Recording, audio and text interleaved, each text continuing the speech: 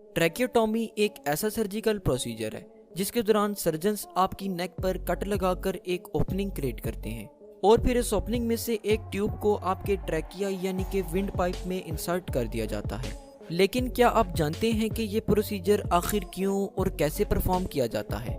देखिए, अगर किसी भी वजह से हमारे सांस लेने का रास्ता ब्लॉक हो जाए तो इस सूरत में ये प्रोसीजर हमें सांस लेने में मदद करने के लिए हवा का रास्ता फराहम करता है। देखिए, ट्रैकियोटॉमी को परफॉर्म करने की कई वजूहात हो सकती हैं, जैसा कि गर्दन या मुंह में किसी शदीद चोट की वजह से, हमारे गले या मुंह में किसी रुकावट का हो जाना, फूड की स्वेलविंग में यूज होने वाले मसल्स का पैरालाइज हो जाना, या फिर किसी मेडिकल कंडीशन की वजह से सांस लेने के लिए ज्यादा लंबे अरसे तक वेंटिलेटर की जरूरत पेश आना।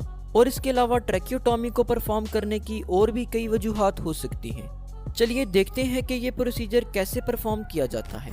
ट्रैकियोटॉमी प्रोसीजर के दौरान पेशेंट को जनरल एनेस्थीसिया में रखा जाता है, जिससे कि पेशेंट प्रोसीजर के दौरान बाखबर रहता है। कुछ केसेस में सर्जन्स नेक और थ्रोट को नम करने के लिए लोकल एनेस्थीसिया का यूज करते हैं। सर्जन्स पेशेंट की नेक के लोअर फ्रंट पार्ट पर एक इंसिजन क्रिएट करते हैं। इसके बाद सराउंडिंग मसल्स को बहुत एहतियात से पीछे हटाया जाता है। इसके बाद सर्जन्स थायराइड ग्लैंड के स्मॉल पोर्शन को कट करते हैं, जिससे कि पेशेंट का विंड पाइप यानी कि ट्रैकिया एक्सपोज हो जाता है। सर्जन्स विंड पाइप में ट्रैकियोस्टॉमी होल क्रिएट करते हैं और फिर ट्रैकियोस्टॉमी ट्यूब को इस होल के अंदर इंसर्ट कर दिया जाता है। ट्रैकियोटॉमी ट्यूब को इंसर्ट करने के बाद ट्यूब को एक बैंड के जरिए से गर्दन के साथ बांध दिया जाता है।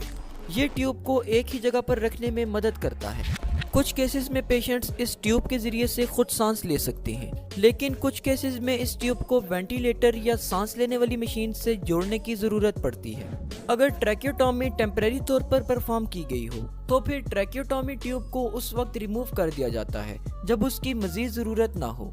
अगर ट्रैकियोटॉमी परमानेंट तौर पर की गई हो तो फिर पेशेंट को इसकी आदत डालनी होती है और इस सूरत में डॉक्टर पेशेंट को ट्रैकियोस्टॉमी ट्यूब को मेंटेन करने और इसे क्लीन करने को लेकर गाइड करता है। तो होप सो आज की इस वीडियो से आपको कुछ ना कुछ जरूर नया जानने को मिला होगा।